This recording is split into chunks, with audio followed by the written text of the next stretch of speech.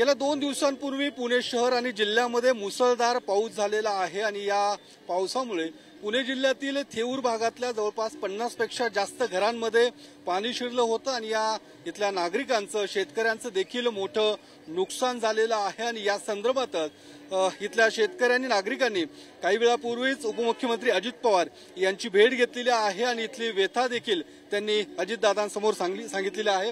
काय तुम्ही अजितदादांची भेट घेतलेली आहे, काय नेमकं अजितदादांशी बोलणं झालं? अजितदादांना आता आम्ही आवा काळे यांच्या माध्यमातून निवेदन दिलेलं आहे की आता जी परिस्थिती झाली यात आमची भरपूर हानी झाली, आमचे सगळे कुटुंब उद्ध्वस्त झाले नाही, हे परत होऊ नये यासाठी त्यांनी काहीतरी नियोजन करावं दादांनी, यावर बस एवढंच आमचं म्हणणं आहे। काय ब्रिज झाला पाहिजे आणि जे नुकसान भरपाई झाली त्याच्याकडे लक्ष दिलं पाहिजे आणि ते ब्रिज आहे जे ब्रिजचं काम झालं पाहिजे। काय नेमकी परिस्थिती होती आणि दादांनी नेमकं काय आश्वासित केलं? नाही, मी आज म्हणजे त्या दिवशी पाणी केली, आज पण तिथं गेलो, थोडंसं पाणी आता थोडंसं ओसरलंय, पण त्या दिवशी खूप भयानक परिस्थिती होती। म्हणजे अजून जर 2 तास पाऊस पडला असता तर बऱ्यापैकी म्हणजे घरं बुडत आली होती। तर बऱ्यापैकी म्हणजे सगळ्या त्या दिवशी सगळे अधिकारी आले, त्यांनी सगळं म्हणजे सगळी मदत केली।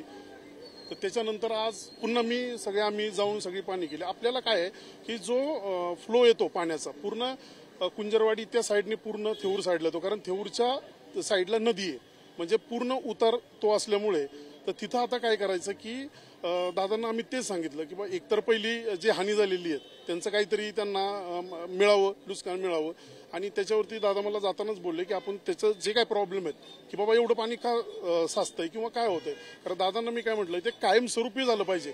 कारण आता मी सकाळी परत गेलतो, यांच्याशी चर्चा केली तर ते काय म्हणतात पाऊस यायला लागला की सगळे आम्ही म्हणजे झोपत पण नाही, एवढे घाबरलेत ते।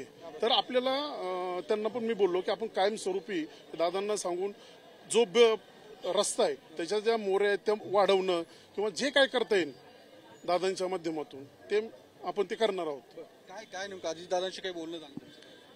बोलणं असं झालंय की आता 2 दिवसापासून आमची झोप उडालेली आहे। ऍक्च्युली एवढा त्रास झालाय, मी एवढा उडलो होतो, माझ्या फॅमिलीला वाचवताना पण खूप प्रॉब्लेम झालेले आहेत। कसं बस आम्ही वाचलोय, फक्त आमची आता हीच इच्छा आहे दादांकडनं आम्ही मदत हवी आहे की कायमस्वरूपी जो आम्हाला त्रास होतोय आता म्हणजे पूर्णपणे मिटला पाहिजे आणि उड्डाण पूल जे आहे सगळं आमच्या मदतीचे नुकसान काय झालं? आमच्या घरात धान्य कट्ट्याचे भरपूर धान्य तर वाहून गेलेत, आमचे शेळी कोंबड्या वगैरे सगळे भरपूर सगळं खूप नुकसान झाले, फ्रीज फर्निचर म्हणजे पूर्ण घरात नुकसान झाले, उडलेलं सगळं असं पूर्णपणे नुकसान झालेलं। फक्त ही इच्छा आहे मदत हवी आम्हाला, पूर्णपणे जे असेल ते सगळं आमचं नीट व्हावं बस।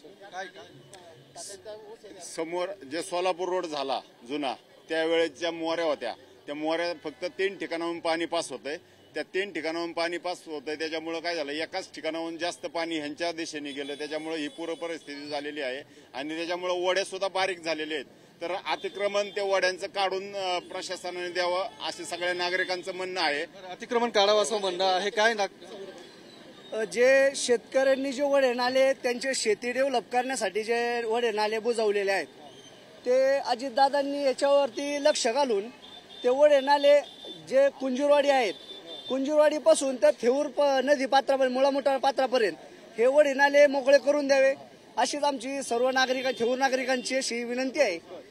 तर ठीक आहे, तर या सगळ्या शेतकऱ्यांची नागरिकांची मागणी होती अजितदादांकडे, जे अतिक्रमण या भागात झालेलं आहे ते काढण्यात यावं आणि सगळ्यात महत्वाचं या शेतकऱ्यांचं नागरिकांचं जे नुकसान झालेलं आहे त्यासाठी अजित पवारांनी नुकसान भरपाई द्यावी अशा पद्धतीची मागणी या सगळ्या नागरिकांकडून शेतकऱ्यांकडून अजित पवारांकडे करण्यात आलेली आहे।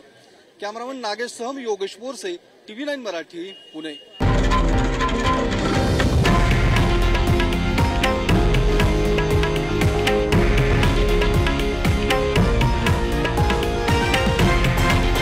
हे आहे देशातील नंबर 1 न्यूज नेटवर्क आणि आपण पाहत आहात TV9 मराठी, एकमेव।